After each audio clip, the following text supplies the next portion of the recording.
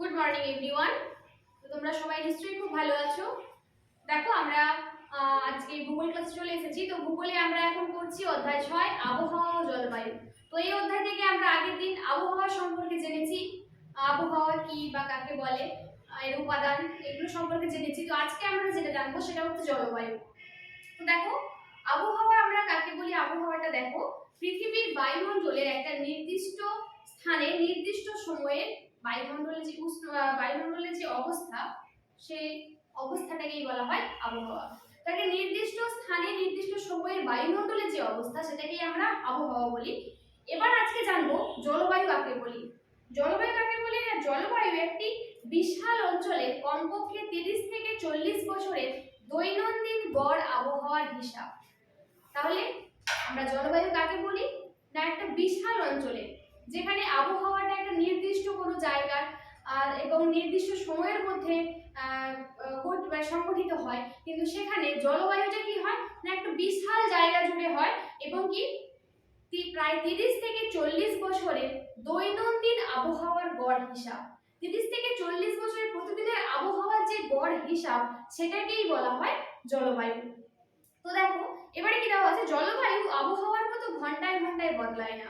তো আবহাওয়াটা কি বলেছিলাম, হয়তো ধরো এক্ষুনি রোদ উঠেছে, এক্ষুনি হঠাৎ করে আকাশে মেঘ হয়ে বৃষ্টি হচ্ছে, এক্ষুনি ঠান্ডা, এক্ষুনি গরম, এরকম করে আবহাওয়াটা মুহূর্তে মুহূর্তে বদলাতে পারে। কিন্তু জলবায়ুটা এরকম ঘন্টায় ঘন্টায় বা মুহূর্তের মধ্যে বদলায় না। আবহাওয়া একটা অল্প সময়ের বায়ুমণ্ডলের অবস্থা, কিন্তু জলবায়ুটা হলো একটা অঞ্চলে 30 থেকে 40 বছরের, মানে আবহাওয়াটা বায়ুমণ্ডলের একটা সাময়িক অবস্থা, কিন্তু জলবায়ুটা হচ্ছে দীর্ঘকালীন অবস্থা।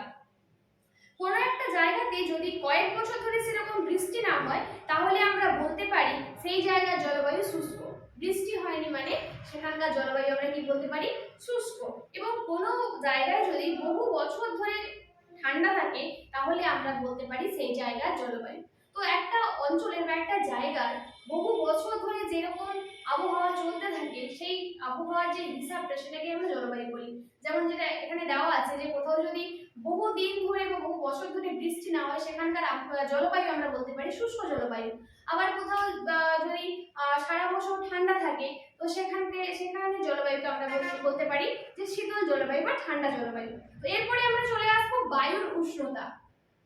বায়ুর উষ্ণতা দেখো, আমরা জানি তাপের প্রভাবে বস্তুর উষ্ণতা বাড়ে বা কমে। তো তাপ দিলেই যে কোনো বস্তু উষ্ণ হয় বা উত্তপ্ত হয়, আবার তাপটা সেখান থেকে সরিয়ে নিলে তখন কি হয়, আস্তে আস্তে সেই বস্তুটা আবার শীতল বা ঠান্ডা হয়। তো সেটাই হচ্ছে যে দেখো, ফুটন্ত জলের উষ্ণতা, মানে জল যখন ফুটতে থাকে কোনো কেটলিতে বা কোনো পাত্রের মধ্যে, তখন সেটার উষ্ণতা যতটা বেশি থাকে, আস্তে আস্তে যখন সেটা ঠান্ডা হতে থাকে, আমরা তাপ দেওয়াটা যদি বন্ধ করে দিই, আস্তে আস্তে সেই জলটা কি হবে, ঠান্ডা হয়ে একটা সময় দেখবে সেই জলটা একবারে শীতল হয়ে গেছে। তো ফুটন্ত জলে আমরা হাত দিতে পারবো না, হাত দিলে আমাদের হাতে ছ্যাঁকা লাগবে। কিন্তু যখন ওখান থেকে তাপটা সরিয়ে নেওয়ার পরে জলটা আস্তে আস্তে শীতল হয়ে যাবে তাপ না পেয়ে, তখন কিন্তু আমরা ওই জলে আবার হাত দিতে পারবো। তো এইভাবে বলা হয়েছে যে সূর্য পৃথিবী থেকে প্রায় 15 কোটি কিলোমিটার দূরে অবস্থান করে। আমরা জানি সূর্য থেকে পৃথিবীর গড় দূরত্ব প্রায় 15 কোটি কিলোমিটার।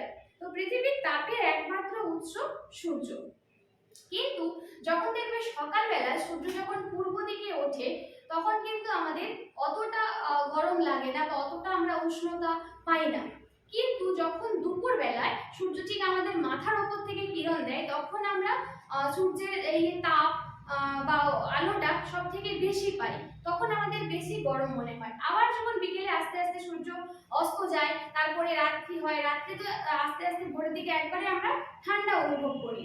তো সকালবেলায় সূর্যটা যখন পূর্ব দিকে ওঠে, তখন সূর্য আমাদের তির্যকভাবে কিরণ দেয়। তো সেই জন্য আমাদের তাপ বা উষ্ণতাটা আমরা কম পাই। কিন্তু যখন দুপুরবেলা সূর্যটা একদম আমাদের মাথার উপরে চলে আসে, তখন কি হয়, সূর্য লম্বভাবে একদম সোজাসুজি আমাদের কিরণ দেয়। তো সেই জন্য আমরা সূর্যের থেকে আলো ও তাপটা দুপুরবেলা বেশি পাই, তাই দুপুরবেলা উষ্ণতাটা আমাদের বেশি থাকে। কিন্তু আস্তে আস্তে সেটা সূর্য আবার অস্ত যাওয়ার পরে সন্ধ্যের পর থেকে রাতের দিকে একটু ঠান্ডা হয় আবহাওয়াটা, বা ভোরের দিকে একবারে আমরা ঠান্ডা অনুভব করি। তো এইভাবে বায়ুমণ্ডলটাও উষ্ণতা হয়। তো এইবারে আমরা জানবো এই বায়ুর উষ্ণতাটা কি বা কাকে বলে? কোনো একটি স্থানের বায়ুর উত্তাপের পরিমাণকেই বায়ুর উষ্ণতা বলা হয়। মানে যেমন সকালবেলা বায়ু যে পরিমাণ উষ্ণ থাকে, দুপুর তার থেকে তার উষ্ণতাটা অনেক বাড়ে, কেননা তাপ ও আলোটা বেশি পায় সূর্য থেকে। আবার বিকেল বেলায় আস্তে আস্তে কমতে কমতে রাতের দিকে একবারে কমে যায়। তো বলছে কোনো একটা স্থানের বায়ুর এই যে উত্তাপের পরিমাণ, কতটা পরিমাণ বায়ু উষ্ণ হলো, কতটা উত্তপ্ত হলো, সেই পরিমাণটাকেই বলা হয় বায়ুর উষ্ণতা। এরপরে চলে যাব আমরা জলীয় বাষ্প। দেখো জলীয় বাষ্প কাকে বলে? তো তোমরা প্রত্যেকেই দেখবে বাড়িতে তোমাদের মা রান্না করেন, তো রান্না ভাত তো প্রত্যেক দিনই প্রত্যেক বাড়িতেই হয়। তো যখন ভাত রান্না করেন বা চা করেন, এটা তোমরা দেখে থাকো। তো চা যখন করেন, কেটলিতে দেখবে যখন জল গরম হয়, ওর উপরে একটা কোনো কিছু ঢাকনা দিয়ে দিলে দেখবে কিছুক্ষণ পরে ঢাকনাটা সরিয়ে নিলে তো তার নিচে বিন্দু বিন্দু জলকণা জমা হয়। একই রকম ভাবে যখন ভাতের হাঁড়িতে ভাত ফুটতে থাকে, তখন যদি ঢাকাটা দেওয়া থাকে, তারপরে দেখবে ঢাকাটা কিছুক্ষণ পরে সরিয়ে নিলে সেখান থেকে ওই বিন্দু বিন্দু জলকণাগুলি পড়তে থাকে। তো এই জলকণাগুলি কিভাবে তৈরি হয় দেখো। বলছে যে আমাদের সকলের বাড়িতেই মায়েরা কেটলিতে চা করেন। প্রথমে কেটলিতে ঠান্ডা জল নেওয়া হয়। তো জলটা প্রথমে ঠান্ডাই থাকে, কেটলির মাথাটা ঢাকনা দিয়ে বন্ধ থাকে, সেটিকে গ্যাস, উনুন বা স্টোভের উপর চাপানো হয়। মানে এরপরে এতে তাপ দেওয়া হবে। তো ধীরে ধীরে জল গরম হয় এবং একসময় জলটা ফুটতে থাকে। এই সময় কেটলির ঢাকনা ক্রমাগত আওয়াজ করতে থাকে, মানে ভিতরের বায়ুটা ক্রমশ চাপ দিতে থাকে। তো বায়ুর চাপটা তোমরা পরে জানতে পারবে কি। এবং কেটলির মুখ দিয়ে একটি সাদা ধোঁয়ার মতো জিনিস বেরোতে থাকে। এই সাদা ধোঁয়ার মতো জিনিসটাকেই বলা হয় জলীয় বাষ্প। তাহলে জলীয় বাষ্প আমরা কাকে বলবো?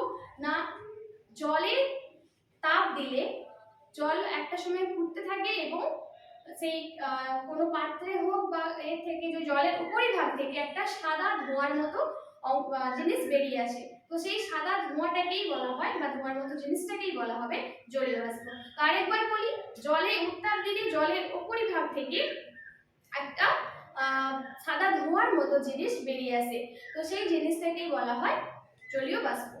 এরপর রয়েছে দেখো, কেটলির মুখে যদি একটা থালা ধরা হয়, দেখা যাবে সেই শুকনো থালার গায়ে বিন্দু বিন্দু জল জমেছে। মানে জলীয় বাষ্পটা একটা সময় ক্ষুদ্র ক্ষুদ্র জলকণায় বা বিন্দু বিন্দু জলকণায় পরিণত হয়। এরপরে দেখা আছে সূর্য থেকে আমরা তাপ ও আলো পাই। দিনের বেলায় সূর্যের তাপে পৃথিবী, সমুদ্র, নদ নদী, হ্রদ, পুকুর থেকে জল উত্তপ্ত হয়ে জলীয় বাষ্পে পরিণত হয়। বাড়িতে উনুন বা গ্যাসের কাজটা পরিবেশে সূর্য করে, এবং বাড়িতে যেমন কেটলির জল পরিবেশে ঠিক সেই রকম ভাবে সমুদ্র বা পুকুরের জল। যেটা তোমাদের বলা হলো, বাড়িতে যে স্টোভ, গ্যাস বা উনুন এই কাজটা কে করে, এখান থেকে তাপ পায় যাতে করে আমাদের চা বা ভাত হতে থাকে। তো সেই রকম ভাবে পরিবেশে এই উনুন বা স্টোভের কাজটা করে সূর্য, মানে তাপ দেওয়ার কাজটা করে। আর বাড়িতে যেমন কেটলি বা হাঁড়িতে আমরা বা কোনো পাত্রে জল গরম করি বা পাত্রের জলটা উত্তপ্ত হয়, সেরকম ভাবে পরিবেশের বিভিন্ন জলাশয় বা সমুদ্র, সাগর, মহাসাগরের জলটা উত্তপ্ত হয় সূর্যের তাপে। ঠিক আছে, এরপরে দেখা যাচ্ছে যেটা বায়ুর আর্দ্রতা। এবার আমরা বায়ুর আর্দ্রতা কাকে বলে জানবো। সমুদ্র, নদী, হ্রদ, পুকুরের জলে সূর্যের তাপে জলীয় বাষ্পে পরিণত হয় এবং বাতাসে ভেসে বেড়ায়। তো এই যে জলীয় বাষ্প পড়লাম, এই জলীয় বাষ্পটা কি হয়, বাতাসে ভেসে বেড়াতে থাকে। এগুলো এতটাই ছোট যে আমরা খালি চোখে দেখতে পাই না, কিন্তু অনুভব করতে পারি। বর্ষাতে জলীয় বাষ্প থাকে বলে স্যাঁতসেঁতে লাগে, জিনিসপত্র শুকাতে চায় না। তো এই জলীয় বাষ্পকে আমরা চোখে দেখতে পাই না, কিন্তু অনুভব করতে পারি কখন বলতে দেখো, বর্ষাকালে দেখবে জলীয় বাষ্প এত বেশি থাকে বায়ুমণ্ডলে, তাই আমাদের জিনিসপত্র বা জামা কাপড় সহজে শুকোতে চায় না। তার একটাই কারণ হচ্ছে মানে তখন বাতাসে জলীয় বাষ্পের পরিমাণটা খুব বেশি থাকে, সেই জন্য বর্ষাকালে জিনিস শুকোতে চায় না। আবার দেখবে শীতকালে রোদ না থাকলে খুব সহজেই জিনিস শুকিয়ে যায়, কারণ তখন শীতকালে মানে কি শুষ্ক পরিবেশ, সেই সময় বাতাসে জলীয় বাষ্পের পরিমাণ খুবই কম থাকে। সেই জন্য আমাদের ভেজা জামা কাপড়ের মধ্যে জলীয় বাষ্পটা বাতাসটা ওখান থেকে তাড়াতাড়ি গ্রহণ করতে পারি। তো এরপরে এবার জানবো যে আর্দ্রতা কাকে বলে। তাই বলতে পারি যে বায়ুর জলীয় বাষ্প ধরে রাখার ক্ষমতাকেই বলে বায়ুর আর্দ্রতা। তো বায়ুর এই আর্দ্রতা কাকে বলবো না, জলীয় বাষ্প ধরে রাখার যে ক্ষমতা, এটাকেই বলবো বায়ুর আর্দ্রতা। তো তাহলে তোমাদের এই পর্যন্তই আজকের হোমওয়ার্ক দেওয়া থাকলো, এই জলবায়ু থেকে বায়ুর আর্দ্রতা পর্যন্ত। সবাই খুব মন দিয়ে এটা পড়ো, খুব ভালো থেকো, সুস্থ থেকো। আজকের জন্য টাটা।